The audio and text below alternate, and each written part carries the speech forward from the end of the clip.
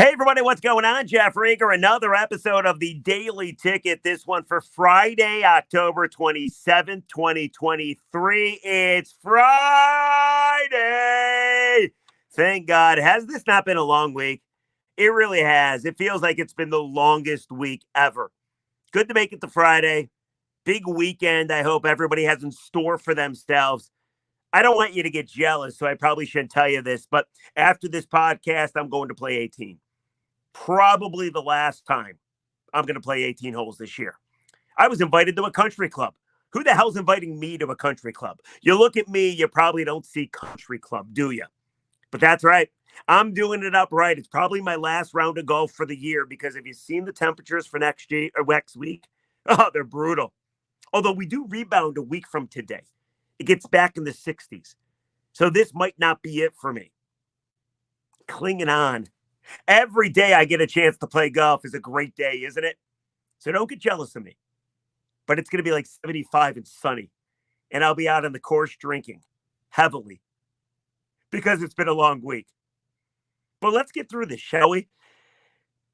Because I feel the Michigan sign stealing scandal has kind of sucked the life out of me. I'm not going to lie to you. I'm a Michigan fan.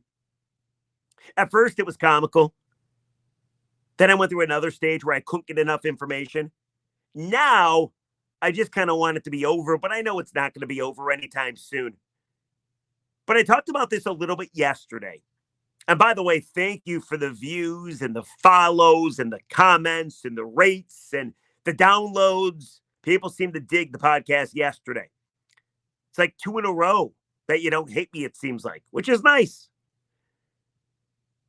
But there were a couple things I said yesterday that I wanted to elaborate on today because I did spend a good portion of my day on Thursday getting some new information, whether it be reading stuff online or whether it be talking to people, because now the one question everybody's asking is not did Michigan steal signs, not is this a big deal, not is it a competitive advantage. All that stuff is done. We've already decided that stuff, right? Now people want to know if it can affect Michigan this year. We already talked about the NCAA. The NCAA moves like a snail. It's not going to affect Michigan this year. Now, eventually the NCAA will have its rulings and maybe it vacates games. Maybe it suspends people. I don't know. But whatever the NCAA decides to do, you'll deal with it as a Michigan fan. But you will have already lived the moment, hopefully. You would have already seen Michigan maybe go to the CFP, maybe win a national title for the first time since 1997. So the one thing that I'm concerned with, and I've seen it written about a ton, so it's out there, is can anything wreck this year for Michigan? Like, forget about the NCAA. Apparently, they were in town yesterday talking to Michigan. Maybe they weren't, depending on who you follow on Twitter. But they are not a factor right now. I'm worried about finishing the season, getting a chance to play Penn State, getting a chance to play Ohio State, going to the CFP, and possibly winning a national title. That's what I'm concerned about. And I'm concerned when you're looking at the scandal that seems to get bigger each day and new news comes out each day. And by the way, I got some more news for you at the end of this podcast about it. But every day it gets worse and worse. I am fearful that one of the governing bodies of college football might screw with Michigan, might throw a wrench into their season. And there'd be 3 governing bodies. Let's start with the first and the most likely to screw over Michigan if they wanted to. And that's the Big Ten. The Big Ten has the ability, if they wanted to open up their own investigation. That's a possibility. So it's not the NCAA that you should be worried about.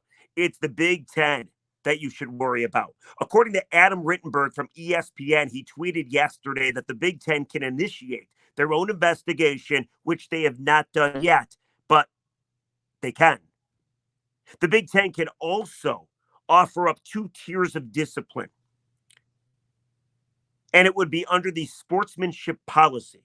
The first tier is no big deal.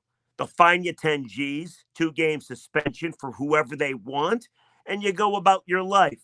But in Michigan's case, this is unprecedented. This is serious. This seems to be a big deal. This sign stealing network, it would be the worst of the two tiers, which would mean the Big Ten would have to go to their executive committee, which is made up of representatives from around the league. They would have a vote from Big Ten schools if they should discipline Michigan, like keep them out of the Big Ten title game potentially.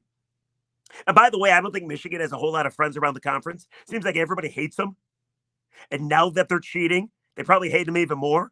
So if you're asking Ohio State, if you're asking Penn State, if you're asking Michigan State, they're probably going to say, fry them, discipline them, do whatever you can, keep them out of the Big Ten title game.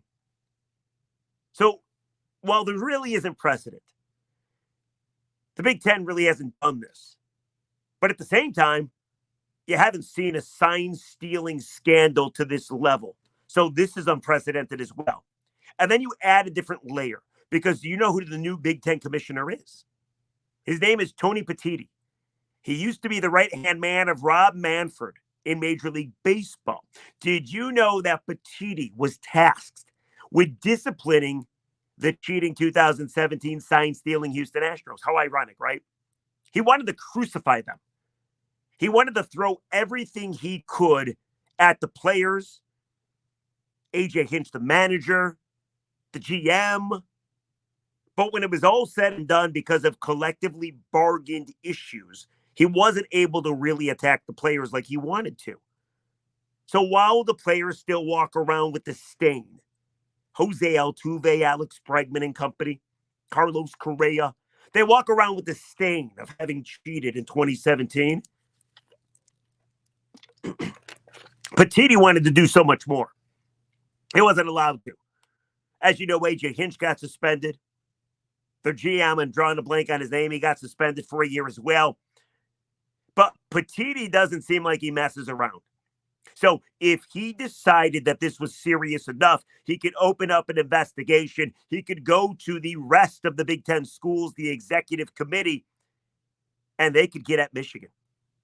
They could wreck their season. Add that, we talked about this yesterday, to the fact that the Big Ten already thinks this is serious because they went to other Big Ten schools and said, Michigan has your signs.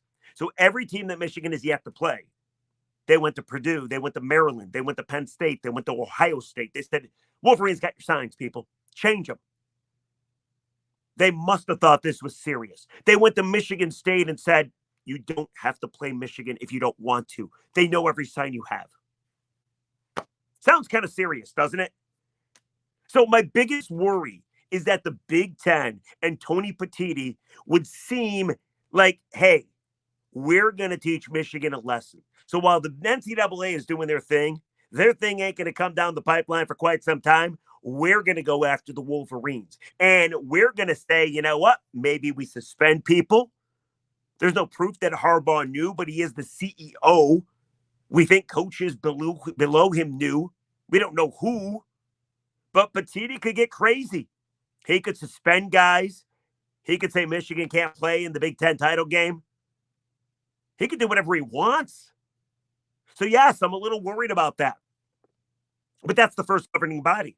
The second governing body that you might need to worry about is the College Football Playoff Committee. ESPN wrote about this. They could keep Michigan from playing in the playoff. So even if Petitti in the Big Ten doesn't do anything, the CFP committee could. However, the bylaws of the committee tell the people that serve on the committee that if a team is deemed eligible by the NCAA, then you got to rank them by their play on the field. So when you hear that sentence, you say to yourself, well, they couldn't touch Michigan. They couldn't keep them out of the CFP. The bylaws say if the NCAA deems you available to play or if the NCAA says you can play, then what are they going to do about it? They're not going to put you at 5 if you go undefeated. They're not going to put you at 6. You get to go to the CFP. You get to try to win a national championship. I read this huge article by ESPN, and they talked to former committee members, and they all pretty much said the same thing. It's disgusting what Michigan is accused of. It is an unfair advantage what Michigan is accused of. And while there might be private conversation among the board members, nobody's going to come to the table and say Michigan can't play in the college football playoff. Add that to the fact that they're Michigan. They're, I don't know, get ratings. People love watching Michigan. Add that to the fact that they would become a villain. Everybody loves watching a villain. They would root for them to lose. Michigan is a draw. Michigan brings in bucks. Michigan brings in the ratings. So I don't think that the CFP committee is going to leave them out of the CFP. So I'm not too concerned about that one. Now, for the Big Ten, yes, Michigan is the cash cow with the Big Ten, golden goose, but so is Ohio State. And if Petiti is pissed off enough, he could decide to take action. And by the way, who knows how much more is going to come out? Every day, something new is coming out.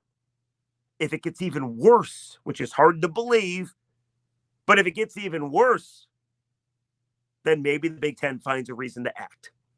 But there's one more governing body.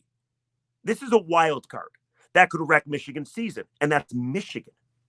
Let's not forget, Ward Manuel suspended Jim Harbaugh for 3 games to start the season. I don't think Jim enjoyed or liked that. I don't think Ward and Jim have a great relationship.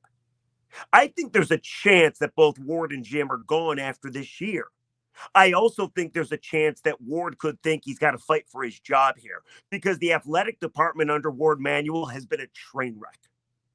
Whether it be the Michigan coach or the volleyball coach or Juwan Howard and the 5-game suspension. What else happened? Mozzie Smith, Donovan Edwards, Jeff Jackson. Like, it hasn't been a great run program under Ward. Yeah, they're making money. Yeah, Michigan football is awesome. But maybe Ward feels like, oh my God, can I take another issue? We've already had so many issues. So what if Ward went to the NCAA and pretty much threw the program and said, listen, we'll forfeit the rest. Our last game will be the Buckeyes. We won't go to the CFP. We won't go to the Big Ten title game. But in return for that, you need to stop. We'll let go of Jim Harbaugh. You need to stop. Whatever you uncover from this point on, it doesn't matter. You can't discipline us anymore. We'll give ourselves up. There's too much here. And by the way, I'm sure Ward knows what hasn't come out already. And if Ward's thinking the worst is yet to come out, would he think about doing that? My answer is no. I don't think so. He'd piss off every Michigan football fan. He'd piss off the student body. But more than anything, the NCAA is going to take forever with their investigation. Ward might be gone by then. Why would he do that? Unless some real awful stuff has yet to come out, and Ward is pretty certain that it is going to come out, I don't think he would do that. I don't think you need to worry. I think Michigan wants to play. And I think Ward wants to see Michigan football win a national title. So of the 3 governing bodies, the Big Ten is the one you got to worry about. But even the Big Ten, I don't necessarily think you have to worry about all that much. So reading and talking to people on the phone yesterday, my nerves were kind of eased. I think Michigan's going to be allowed to finish the season. Now, if another crazy ass part of this story comes out that makes them look even worse than they already look, then of course things can change. But for the time being, I think of what could happen to Michigan this year. I think they're going to play. And by the way, if they play and run the table and win the national title, that'd be pretty sweet. But it's really the only way as well that they can not be cheaters. You know, the biggest discipline so far from this scandal is public perception and what people say about Michigan. Everybody loves this. They love to call Michigan, the Wolverines, the cheaters. Jim Harbaugh, a cheater. But if Michigan runs the table, wins it all, you take away everybody's ammunition. They can't call you anything. What are they going to say? Hey, you cheated. And you're going to say, yeah, but we won it all. So apparently we were pretty good without Connor Stallions. Apparently we're pretty good without Connor Stallions as we were with Connor Stallions. So That's really the only way you can erase this stain. And while people will always say it for, I think, ever, Michigan State fans, Ohio State fans, they're all going to say you're cheaters. If you happen to win it all and you beat them all in the process, I don't know if they have a leg to stand on. The comment section below, are you worried at all that one of the governing bodies that we talked about, Michigan themselves, the CFP committee, or the Big Ten, throws a wrench in Michigan season? Now, before we let you go, let's get to some breaking news, because it would not be the Michigan sign stealing scandal if there wasn't breaking news, like, I don't know, every day. And yesterday was no different. Two stories I found super interesting. Okay. Obviously, the big story so far was the Washington Post article. That was from Wednesday. But then on Thursday, this comes from Football Scoop. Now, I don't know if you want to believe Football Scoop like you believe the WAPA, right? The Washington Post. However, they have 150,000 followers on Twitter. Mike Valenti was saying on his show, on yesterday's show, that the Football Scoop is big in the coaching hires. So they do have some credibilities, and they nailed some coaching hires too. So whether you want to believe this or not, that's up to you, but I got to give it to you because it's more than anything, it's just funny. So apparently, Connor Stallions scouted SEC teams last year, Georgia and Tennessee. Both could have made the CFP. Michigan could have played them both in the college football playoff. So the story goes, allegedly, Michigan called up South Carolina, who had to play Tennessee and Clemson, both teams that, of course, could have made the CFP. They had to play them the last two games of their season. Michigan wanted both Clemson and Tennessee out. They wanted to form their entire college football playoff bracket themselves. They wanted to make it easy on themselves. They wanted to play TCU, which of course they eventually did and lost. We'll get to that in a second. More on that in a second. But the story goes, according to Football Scoop, that Michigan either sold or just gave South Carolina their scouting on both Tennessee and Clemson. So South Carolina rolls into Rocky Top, right? That was the game that Hendon Hooker got hurt, and they put up 63 on Tennessee.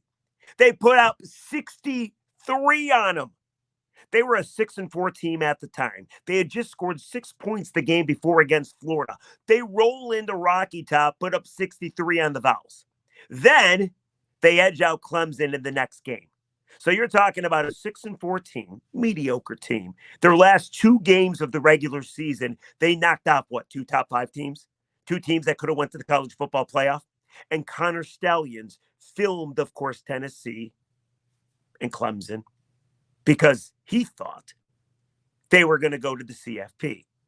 So he turns around, allegedly, and gives the tape to South Carolina. South Carolina beats him. Like, what? Now, I know what you're thinking. You're probably thinking to yourself, this is bogus. This is BS. Shut the hell up, Jeff. This is ridiculous. You're so gullible. You'll believe anything. Well, it's interesting because I was following a Tennessee guy on Twitter, and bad on me because I should have his name. In fact, I do have his name. Let me pull this up on my phone. I'm going to give you the guy's name. He deserves credit because this is brilliant, okay?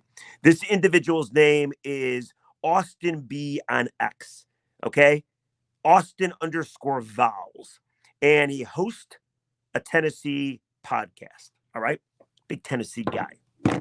He points out that South Carolina team that rolled into Tennessee and wrecked the Vols season, again, in the game that Hendon Hooker tore his ACL in.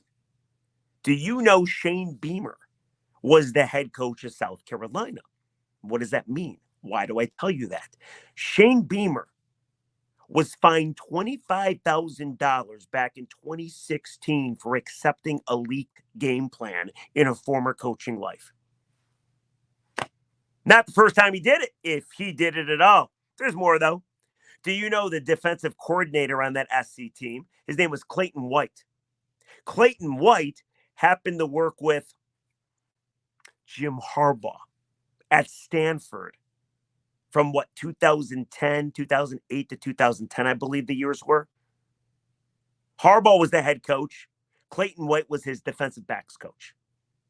So you got a coach that already got busted and fined 25 G's for accepting a leaked game plan. And then you have a connection to Jim Harbaugh. But there's more. Did you know in that game, South Carolina and Tennessee, South Carolina's defense wore wristbands for the Tennessee game, the only time they did it all season long? Do you believe it now? Was Michigan selling or even leaking their scouting to South Carolina so they can knock off Tennessee, then turn around and knock off Clemson? And of course, the CFP path for Michigan just gets easier. Like, it's amazing. Of course, Michigan fans will say, oh, shut up. None of this is true. Show me proof. You believe whatever you want to believe. Football Scoop is reputable enough. The story is super interesting. So I wanted to tell you that. That was one piece of news that broke yesterday. But I got one more story for you. This one comes from a much more reputable source, if you will. Ross Dellinger from Yahoo. Of course, Ross blew the cover off this story to begin with last week. Everybody keeps saying, why didn't Michigan scout TCU? Why? They were so thorough. The one thing you know about Connor Stallions and this entire network of sign stealing, I mean, they scouted Ohio State 8 times, Georgia 4 to 5 times. Why wouldn't they scout TCU? They had to have figured they might have a chance to face them in the CFP. Especially after seeing Clemson lose and Tennessee lose, because maybe they gave their scouting to South Carolina. But whatever. Why didn't they scout TCU? Well, it turns out that they did. According to Ross Dellinger, they didn't do it at TCU. TCU has no record of Connor Stallions or anybody else scouting them. However, they must have scouted them on the road. Maybe the Horned Frogs were playing in the conference championship game. Maybe they were just playing in a road game because Michigan had their signs. So the story goes on Yahoo from Dellinger that apparently once TCU accepted the invite to the college football playoff, they started getting calls from everybody. Michigan's got your signs. Change your signs. Michigan has your signs. One of the coaches said they were told that Michigan had the most elaborate sign stealing network in the history of the world. Sounds pretty dramatic, but maybe true too. Can you imagine? TCU gets to the CFP and then everybody around college football hates Michigan and says, watch out for the Wolverines. They got your signs. So Sonny Dykes screwed with Michigan. Apparently, he decided to keep his old signals. So Michigan thought they knew them, but they turned out to be dummy signals. So they were old play calls that had since been changed, but Michigan did not know that. TCU said that Michigan still got them sometimes in a short yardage situation, but they outsmarted the Wolverines. Now, maybe they're just telling Dellinger this story to make themselves look good and feel good, but it did turn out to be one of the biggest upsets in college football last season. TCU beating Michigan. They were a 7.5-point dog going into the game, and they scored 51 points on them. And apparently, everybody told them, Michigan cheats. They got your signs, so you better do something. So Sonny Dykes screwed with Michigan. And apparently, this is funny. If you read the article, one of the coaches said when they watched the game back on TV, they could see Connor Stallion standing next to Jesse Minter. Well, I guess it wasn't Minter back then, but whatever. The DC. And he looked confused. Like apparently Stallions was pointing up, thinking this should be a pass play. But Dykes knew he changed the old calls, so it happened to be a run play, let's say. So he totally outsmarted Connor Stallions and the Michigan Wolverines. Go read the story. It's unbelievable. That's the greatest thing about this entire scandal. Once you get past the fact that Michigan looks like crap here, once you get past the fact that the Wolverines are probably cheaters, once you get past the fact that Jim Harbaugh, even though there's no evidence that he knows, like, how could he not know? The stories are pretty funny that come out of it. They really are. Like the 2 stories I already told you. So whether it be Tennessee and Clemson getting beat by South Carolina and South Carolina potentially having Michigan scouting plays and plans of Tennessee and, of course, Clemson, or whether it would be TCU being told by everybody in college football once they made the CFP playoff saying, Michigan cheats. You better change your signs. And they kept them the same, only changed them, and Michigan had no idea. And these are great stories. So, anyway, I just had to bring that up. That's the podcast for the day, people. Let me know, comment section below. Are you concerned the longer this goes on? You know there's going to be more news that comes out. Are you concerned that Michigan is going to have their season wrecked by one of the three governing bodies that we talked about? The Big Ten, College Football Playoff Committee, or, of course, Michigan themselves? Let me know. Comment section below. I hope everybody has a fabulous weekend. But you know me, I do comments, people. If you're nice enough to comment, I'm nice enough to interact and read them. I appreciate you. Keep the comments coming. The good comment. This comes from Scott JF8. Says, awesome breakdown, Jeff. And dude, I was laughing my ass off when you said they didn't scout TCU and then you paused. Great stuff, Jeff. That's very nice. Thank you. And it turns out that apparently they did scout TCU, if you believe that story. Here's a bad comment. And this isn't from anybody specifically or in particular. I noticed yesterday's podcast got so many comments, got so many views. People are interested in Michigan and the sign stealing thing, obviously. But I noticed more than one person told me the same thing. Apparently, when I was doing the podcast yesterday, I was spitting a lot. Now, I will say this. I think the light was just on me a weird way, so maybe it seemed like I was spitting more than I was. But I've come prepared. Here you go. There you go. Somebody said I need to wear a raincoat when doing the podcast because I spit so much. Somebody called me Lou Holtz. Somebody said I better check my pants. Apparently, the spitting was noticeable. So I got my little bib here.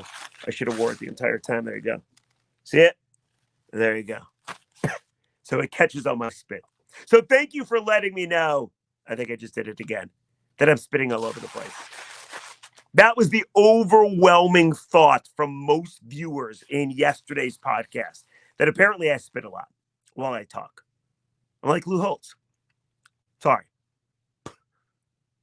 Sometimes you get a little saliva. What are you going to do? That's the episode of the Daily Ticket. I'll try to spit less. Thank you for watching. Thank you for listening. Enjoy your weekend, everybody. We'll come back on Monday. We'll talk about the Lions taking on the Raiders on Monday Night Football. Who knows? I'm sure there'll be more Michigan news as well. Have a great weekend. I'm going to go golfing. See you. Bye.